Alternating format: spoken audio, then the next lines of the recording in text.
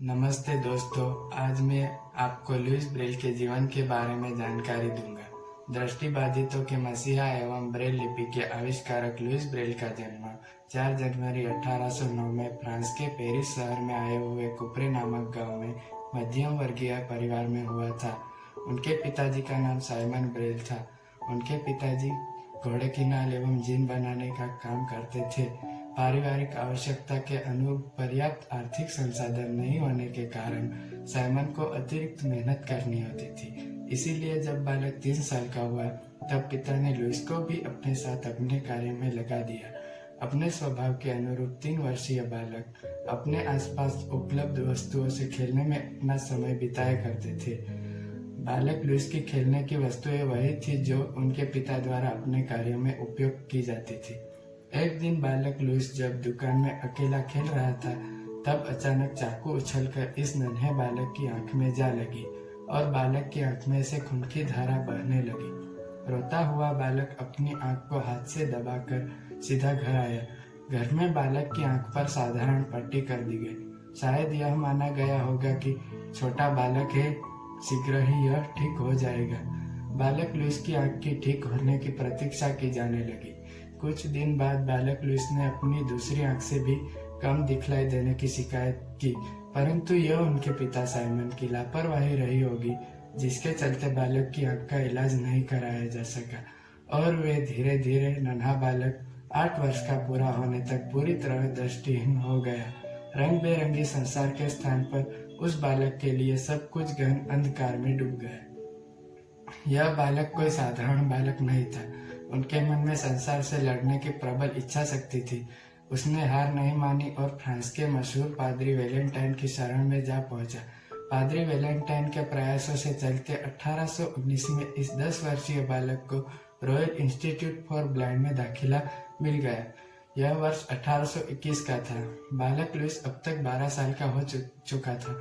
इसी दौरान विद्यालय में बालक लुईस को यह पता चला कि सेना के सेवानिवृत्त कैप्टन चार्ल्स बार्बियर ने सेना के लिए ऐसी लिपि का विकास किया है जिसकी सहायता से वे ततुलकर अंधेरे में भी संदेशों पढ़ सकते थे। कैप्टन चार्ल्स बार्बियर का उद्देश्य युद्ध के दौरान सैनिकों को आने वाली परेशानियों को कम करना था। बालक लुईस का मस्तिष्क कैप्टन के द्वारा अंधेरे में पढ़ी जा सकने वाली लिपि में दृष्टिहीनों के लिए पढ़ने की संभावना ढूंढ रहा था। उसने पादरी वेलेंटाइन से यह इच्छा प्रकट की कि वे कालांतर में स्वयं लुई ब्रेल ने 8 वर्षों के अथक परिश्रम से इस लिपि में अनेक संशोधन किए और अंततः 1829 में 6 बिंदुओं पर आधारित ऐसी लिपि बनाने में सफल हुए। लुईस ब्रेल के आत्मविश्वास की अभी और परीक्षा होनी बाकी थी, इसीलिए तत्कालीन शिक्षा शास्त्रियों द्वारा मान्यता नहीं दी गई। कैप्टन चार्ल्स बार्बियर नाम का सयाह लगातार इस लिपि पर मंडराता रहा और सेना के लिए उपयोग में लाए जाने के कारण इस लिपि को सेना की गुप्त लिपि ही समझा गया। परंतु लुईस ब्रेल ने हार नहीं मानी और पादरी वेलेंटाइन के संवेदनात्मक एवं मानसिक सहयोग से उनके द्वारा आविष्कृत लिपि को दृष्टिहीनों के मध्य लगातार प्रचारित किया और उन्होंने सरकार से प्रार्थना की कि इसे दृष्टिहीनों की भाषा के रूप में मान्यता दी जाए। यह लुईस का दुर्भाग्य रहा कि उनके प्रयासों को सफलता नहीं मिल सकी और इसे भाषा के रूप में मान्यता नहीं दी गई।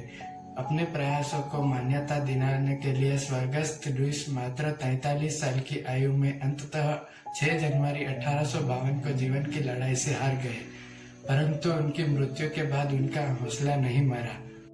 लुईस ब्रेल के द्वारा आविष्कृत 6 बिंदुओं पर आधारित लिपि उनकी मृत्यु के उपरांत दृष्टिहीनों के मध्य लगातार लोकप्रिय होती गई। लुईस की मृत्यु के घटना के बाद शिक्षा शास्त्रियों द्वारा उनके किए गए कार्यों गंभीरता से समझा जाने लगा तथा दृष्टिहीनों के मध्य लगातार मान्यता प्राप्त की जाने वाली लिपि के प्रति अपने पूर्वाग्रह आदि विचारों से बाहर निकलते हुए मान्यता प्राप्त करने की दिशा में विचारित किया गया। अंततः लुईस की मृत्यु के पूरे 100 साल बाद फ्रांस में 20 जून 1952 का दिन उनके सम्मान के रूप में निर्धारित किया गया। इस दिन लुईस के गांव कुप्रे में 100 साल पूर्व दफनाए गए उनके पार्थिव शरीर के अवशेष पूरे राजकीय सम्मान के साथ निकाले गए। इस दिन जैसे लुईस के गांव कुप्रे में उनका पुनर्जन्म हुआ ऐसा लगने लगा। स्थानीय प्रशासन तथा सेना के अधिकारी जिनके पूर्वजों ने लुईस के जीवन काल में उनको लगातार उपेक्षित किया तथा उनकी लिपि को गंभीरता से न लिया, अपने पूर्वजों के द्वारा की गई गलती से उन्हें माफी मांगी।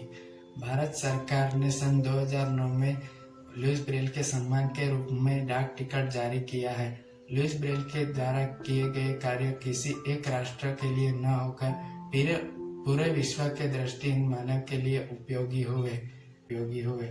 अस्तु। जय हिंद, जय लुईस ब्रेल।